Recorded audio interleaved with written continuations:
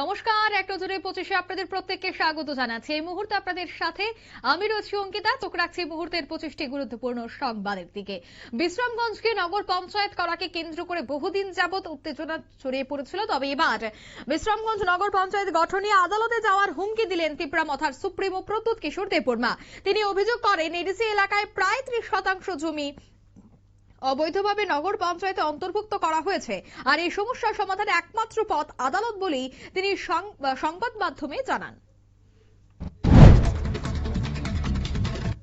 MGN রেগা প্রকল্পের নাম পরিবর্তন নিয়ে কৈলাসহরে বিক্ষোভ করল জেলা কংগ্রেস। শুক্রবার প্রায় 6000 কর্মী সমর্থকদের নিয়ে বিধায়ক বীরজিৎ সিনহা এবং জেলা সভাপতি বদরুজ্জামানের নেতৃত্বে 6 জনের প্রতিনিধি দল জেলা শাসক ডক্টর তামাল মজুমদারের কাছে স্মারকলিপি প্রদান করেন।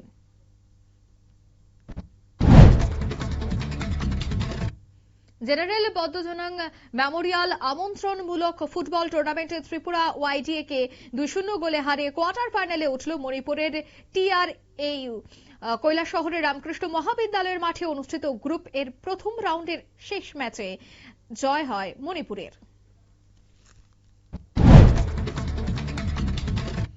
সমকাজে সম বেতনের দাবিতে দক্ষিণ জেলার জেলা শিক্ষা আধিকারিকের কাছে ডেপুটেশন দিল সমগ্র শিক্ষা অভিযানের শিক্ষকরা।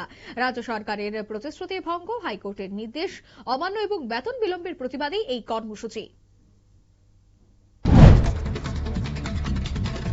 বেতন বিলম্বের দাবি, অন্যদিকে একাধিক আরো বেশ কিছু দাবি দাওয়াকে সামনে রেখে পশ্চিম ত্রিপুরা জেলা শিক্ষা অধিকর্তার কাছে ডেপুটেশন দিল সর্বশিক্ষা প্রকল্পের শিক্ষক শিক্ষিকারা। প্রতি মাসে বেতন দেরি হওয়ায় হয়রানির শিকার হচ্ছেন শিক্ষকরা। এই দাবিতেই সারা রাজ্যে 8টি জেলায় একই দিনে জেলা শিক্ষা অধিকর্তার কাছে ডেপুটেশন দেওয়ার কর্মসূচি নেওয়া হয়।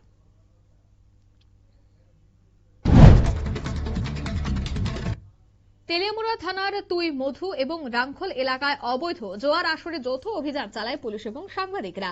অভিযানে জোয়ার কাজে ব্যবহৃত বোর্ড এবং বাকেট সহ বিভিন্ন সামগ্রী জব্দ করা হয়।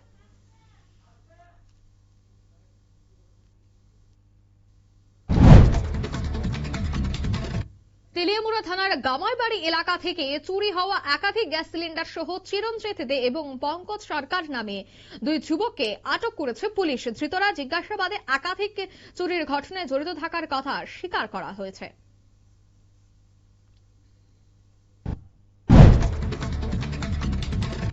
আগরতলা মিলন চক্র এলাকায় শ্রীনগর স্টেডিয়াম সংলগ্ন একটি বাড়ি থেকে একাধিক মৃত কুকুর উদ্ধার হয়েছে। বাড়িতে বিভিন্ন প্রজাতির পশু পাখি এবং একটি বানরকে অস্বাস্থ্যকর পরিবেশে রাখা হয়েছে বলে অভিযোগ। উদ্ধার হওয়া পশুদের অবস্থা খতিয়ে দেখেন প্রয়োজনীয় ব্যবস্থা নিচ্ছে প্রশাসন।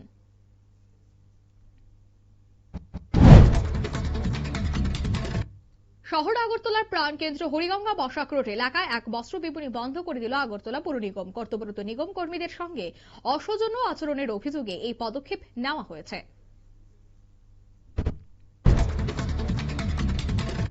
পশ্চিম চম্পামুড়া এলাকায় এক বাড়িতে অভিযান চালিয়ে অ্যাসকপ সিরাপ সহ প্রায় বেশ কিছু নেশা সামগ্রী উদ্ধার করে পূর্ব আগরতলা থানার পুলিশ।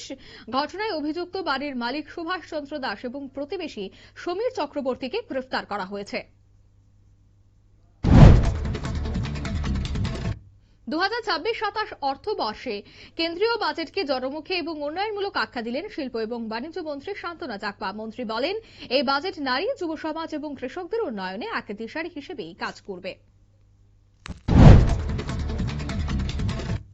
আগরতলা পুর নিগমের ফুটপাত দখলমুক্ত অভিযান শুক্রবার তৃতীয় দিনের মতো অব্যাহত থাকে।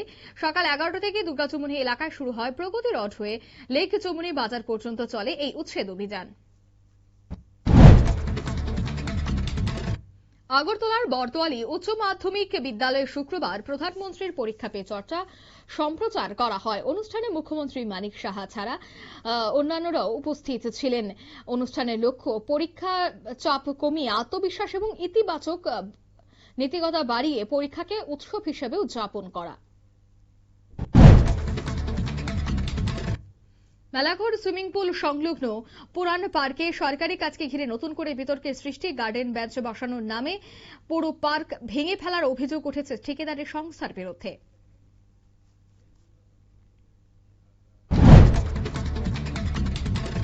12ই ফেব্রুয়ারি দেশব্যাপী সাধারণ ধর্মঘটের সমর্থনে আগরতলায় বিক্ষোভ মিছিল সংগঠিত করল সিপিএম রাজ্য কমিটি। মিছিলে দেশ বাঁচাও, শ্রমিক বাঁচাও, কৃষক বাঁচাও স্লোগানে সরব হয় কর্মী সমর্থকরা। শুক্রবার এবং গতকাল রাতেও কম্পনে কেঁপে উঠে উত্তর ভারতের বিস্তীর্ণ এলাকা। মধ্যরাত 1:09 প্রথম কম্পনটি হয় সিকিমে। মাত্র 6 মিনিটের ব্যবধানে গ্যাংটক সংলগ্ন এলাকায় ফের অনুভূত হয় কম্পন। চেন্নাই H5N1 ভাইরাসের দাপটে শহরের বিভিন্ন প্রান্তে শতাধিক কাকের মৃত্যু হয়েছে। ঘটনাটিকে ব্লাড ফ্লু সংক্রমণের ঘটনা বলেই সন্দেহ করছে প্রশাসন। স্বাস্থ্য দপ্তরের পক্ষ থেকে ইতিমধ্যে জনসাধারণের জন্য সতর্কবার্তা জারি করা হয়েছে।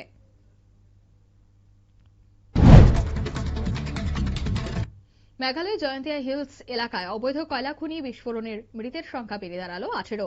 নিখোঁজ শ্রমিকের উদ্ধারে তল্লাশি চলছে। ঘটনায় 2 কয়লা মালিককেই গ্রেফতার করছে পুলিশ।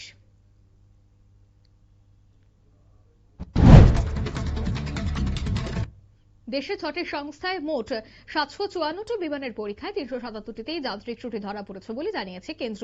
লোকসভায় অসামরিক বিমান পরিবহন মন্ত্রক এই রিপোর্ট পেশ করেছে। তালিকায় সবচেয়ে বেশি ত্রুটিমুক্ত বিমান রয়েছে এয়ার ইন্ডিয়া এবং ইন্ডিগো বহরে। আহমেদাবাদে বিমান দুর্ঘটনার পর গত বছরের জানুয়ারি মাসে শুরু হয় এই পরীক্ষা। বিহারে বিধানসভা নির্বাচনে অনিয়মের অভিযোগ তুলে ভোট বাতিলের আর্জি জানিয়েছে প্রশান্ত কিশোরের দল জনসুরাজ পার্টি।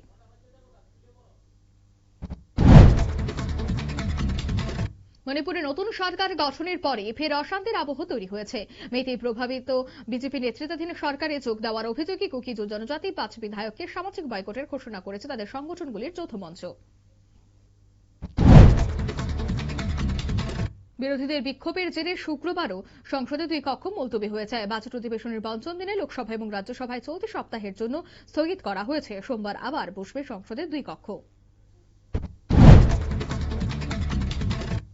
রাশিয়া এবং মার্কিন যুক্তরাষ্ট্রের মধ্যে শেষ পারমাণবিক অস্ত্র চুক্তির মেয়াদ বৃহস্পতিবার শেষ হয়েছে।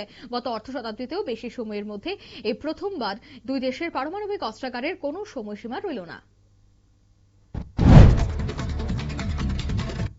ইরানে অবস্থানরত আমেরিকার নাগরিকদের অবিলম্বে দেশ ছাড়ার নির্দেশ দিল মার্কিন প্রশাসন। ওয়াশিংটন জানিয়েছে এই প্রক্রিয়া মার্কিন সরকার সরাসরি সাহায্য করা যাবে না।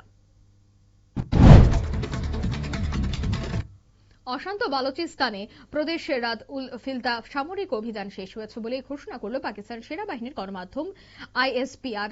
সামরিক অভিযানে 216 জন সন্ত্রাসবাদী নিহত হয়েছে বলে দাবি করেছে পাকিস্তান সেনা। এক নজরে 25 এখানে শেষ করছে। আমাদের পরবর্তী নিউজ আপডেট এবং টকশো দেখার জন্য অবশ্যই চোখ রাখবেন শুধুমাত্র নিউজ ভ্যানগার্ডের পর্দায়। ধন্যবাদ।